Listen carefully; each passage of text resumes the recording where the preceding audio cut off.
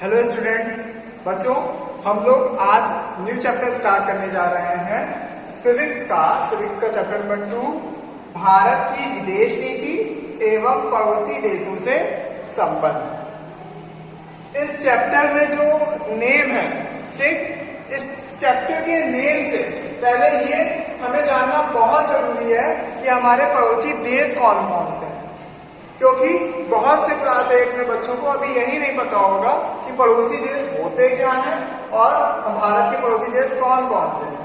ठीक, तो ये बेसिक चीज है और आप लोगों को ये बहुत अच्छे से पता होना चाहिए। तो पड़ोसी देश कौन से होते हैं? फॉर एग्जाम्पल आपके घर के पड़ोसी कौन से हैं?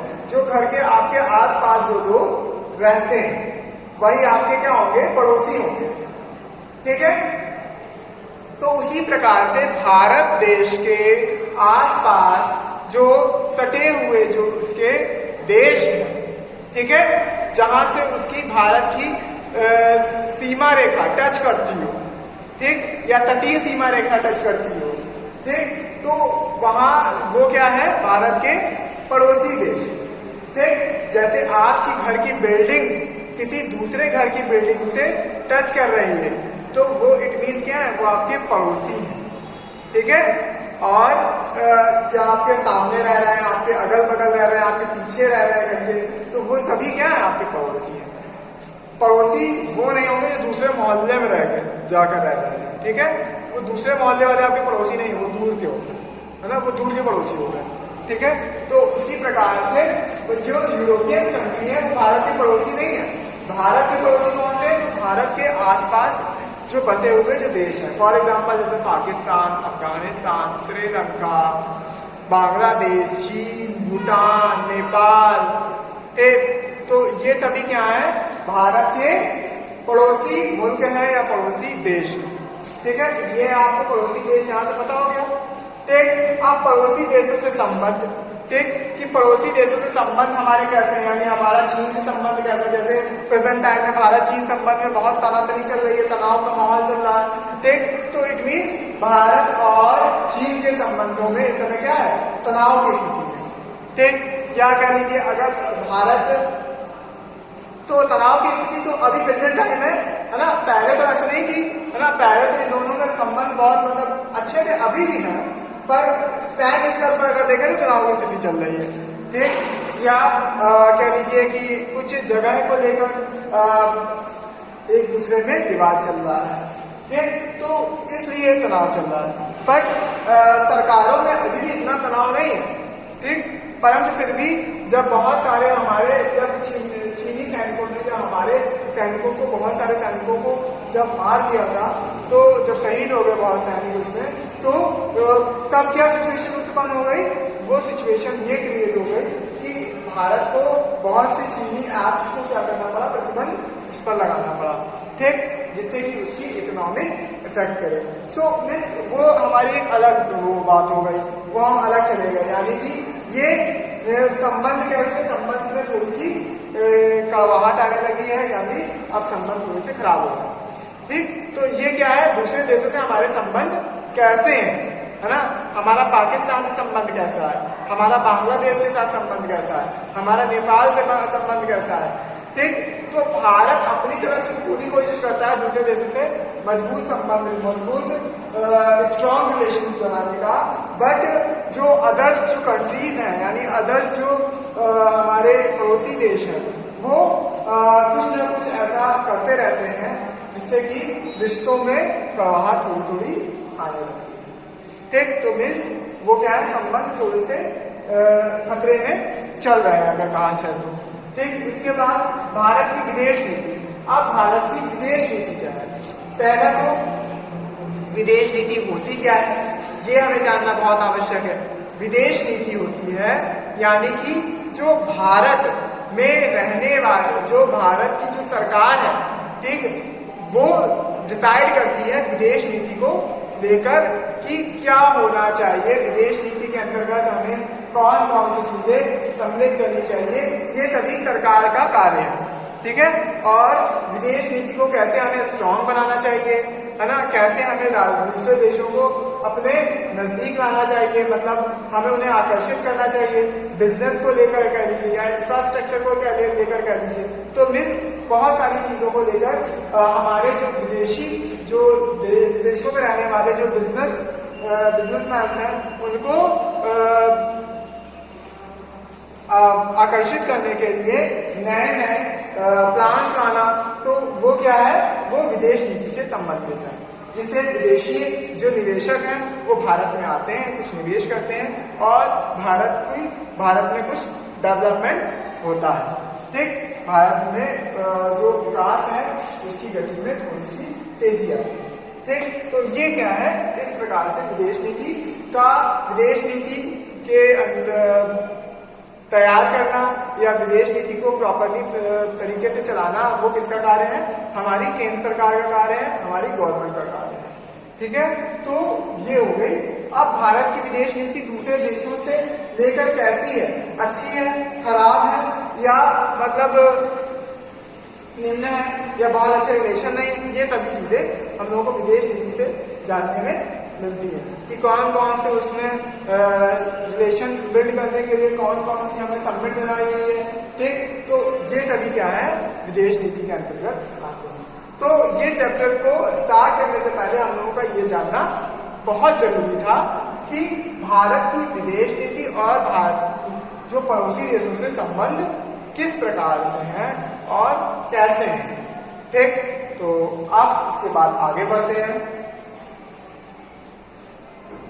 फिर हम अपने चैप्टर की ओर चलते हैं कि चैप्टर में हमारे क्या करें। तो किसी भी देश की विदेश नीति से अभिप्राय उस देश द्वारा अन्य देशों के प्रति अपनाई जाने वाली नीति से होता है, जैसा कि मैंने अभी आप लोगों को बताया। किसी देश की विदेश नीति से अध्ययन से हमें उस देश के अन्य देशों के साथ संबंध व अंतर्राष्ट्रीय मामलों के व्यवहार एवं सहभागिता का पता चलता है, जैसा कि अभी मैंने बता दिया। ठीक, और इस नीति के राष्ट्रीय हितों की रक्षा, राष्ट्रीय सुरक्षा, क्षेत्रीय अखंडता, विकास आदि मामले भी शामिल होते हैं। तो मैंने जैसा कि बताया कि विदेश नीति के अंतर्गत राष्ट्रीय हित की रक्षा की, हमारे देश की रक्षा किस प्रकार से हो सके, राष्ट्रीय सुरक्षा कैसे स्ट्रॉन्ग हो सके। ठीक, क्षेत्रीय अखंडता यानी उस क्षेत्र की अखंडता कैसे बनी रहे। ठीक, और डेवलपमेंट कैसे हो, तो ये सभी चीजें विदेश नीति के अंतर्गत आती है। देश का दृष्टिकोण, व्यवहार, शांति, निशक्तिकरण, सशक्तिकरण, आतंकवाद एवं मानवाधिकार आदि मुद्दों पर भी शामिल होता है।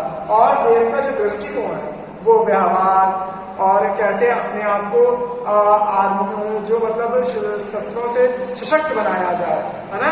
तो और आतंकवाद के खिलाफ हम डट कर लड़े।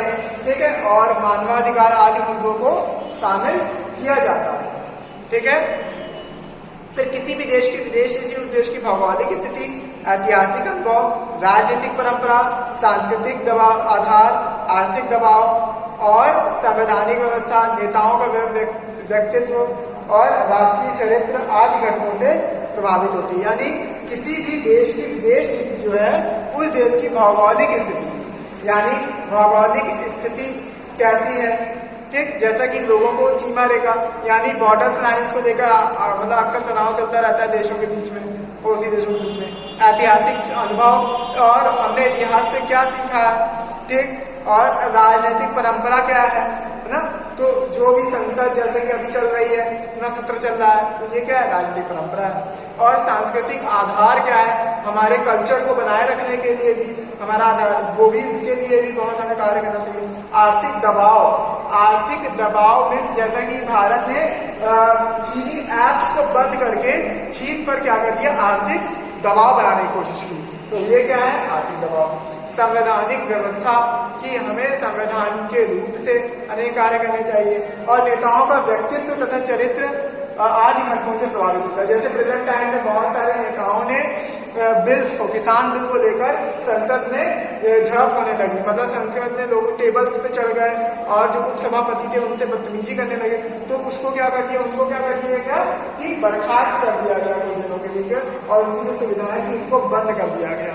तो ये क्या कर दिया कि जो भी अगर इस प्रकार से कार्य करेंगे, ये मैसेज था उनके लिए कि अगर इस प्रकार से अगर कोई कार्य कर रहे हैं नेता, राजनेता, तो उनके लिए कार्यवाही की जाएगी। उसके बाद भारतीय राष्ट्रीय कांग्रेस 1938 ईस्वी में हुए हरिपुरा अधिवेशन में पड़ोसी देशों के साथ शांति तथा मित्रता की आकांक्षा प्रकट की गई थी। महात्मा गांधी ने अहिंसा, शांति और परस्पर सहयोग के आदर्शों का प्रतिपादन किया। स्वतंत्रता प्राप्ति के पश्चात पंडित जवाहरलाल नेहरू 17 वर्षों तक भारत के प्रधानमंत्री एवं विदेश मंत्री रहे और इसलिए उन्हें भारत का विदेश नीति का निर्माता कहा जाता है। तो पंडित जवाहरलाल नेहरू जो थे वो प्रधानमंत्री के साथ साथ विदेश नीति भी का मंत्रालय भी उन्हीं के पास था और उन्हें क्या कहा जाता है, विदेश नीति का निर्माता कहा जाता है। और उन्होंने अपनी विदेश नीति में 5 सिद्धांत निश्चित किए और वे 5 सिद्धांत पंचशील के नाम से जानते हैं। तो नेहरू जी ने जो अपने अंतर्गत 5 सिद्धांत जो बनाए थे उसे क्या कहा जाता है, पंचशील सिद्धांत। वह पंचशील सिद्धांत कौन कौन से थे?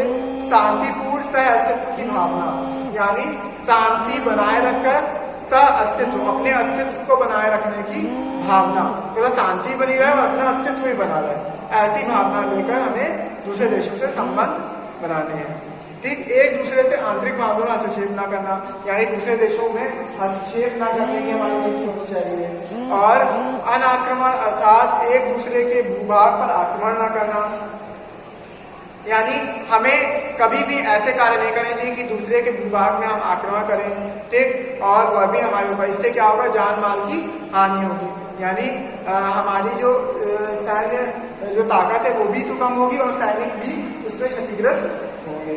और समता और पारस्परिक लाभ, यानी समानता बनी रहे देशों में और पारस्परिक लाभ भी को भी देखकर कार्य किया जाए। क्षेत्रीय अखंडता एवं प्रभुसत्ता का संपन्न, ठीक, क्षेत्र यानी क्षेत्र की अखंडता बनी रहे और प्रभुसत्ता संपन्न बने, यानी हम संपन्न भी हों और हमारे क्षेत्र की अखंडता भी बनी रहे। तो ये सभी क्या कहलाते थे, पंचशील सिद्धांत, जो कि जवाहरलाल नेहरू द्वारा सिद्धांत पारित किए गए थे। और भारत की विदेश नीति इन्हीं सिद्धांतों को ध्यान में रखकर बनाई गई थी और भारत की जो विदेश नीति थी इन्हीं सिद्धांतों के आधार पर बनाई गई थी। ये सिद्धांत सभी विकासशील देशों के लिए मार्गदर्शक सिद्ध हुए और यही सिद्धांत क्या हुआ, सभी जो विकासशील जो देश थे, यानी जो विकास के लिए कार्यरत हैं, विकासशील के लिए प्रगतिशील हैं, ठीक, उनके लिए एक मार्गदर्शक बनकर सामने आए। और अफ्रीका व एशिया देशों में अप्रैल 1995 में हुए इंडोनेशिया में बांडुप सम्मेलन में अपनाया गया। इन सभी सिद्धांतों को बांडुप सम्मेलन में 1955 जो इंडोनेशिया में हुआ था वहां पर अपनाया गया। सम्मेलन में सभी देशों में बनाया। ठीक, तो बच्चों ये था हमारा इंट्रोडक्शन ऑफ चैप्टर भारत की विदेश नीति एवं पड़ोस नीति से संबंध। ठीक, तो हम लोगों ने इसके आजकल इंट्रोडक्शन आज जो चैप्टर में हम लोगों ने डिस्कस किया कि चैप्टर के रिलेटेड क्या चीजें हम लोगों ने डिस्कस करनी है और वर्ड्स का क्या मीनिंग है। ठीक है, किसी भी चैप्टर को जानने से पहले हमें चैप्टर के नेम को जानना बहुत आवश्यक है, क्योंकि उस नेम के अंदर ही, चैप्टर के नेम के अंदर ही पूरा चैप्टर समाहित होता है। ठीक, तो ये समझना बहुत जरूरी है। नेक्स्ट क्लास में हम लोग और चैप्टर को आगे कंटिन्यू करेंगे। कोई भी डाउट्स हो तो मुझसे जरूर पूछिए। नेक्स्ट क्लास में मिलते हैं। Thank you.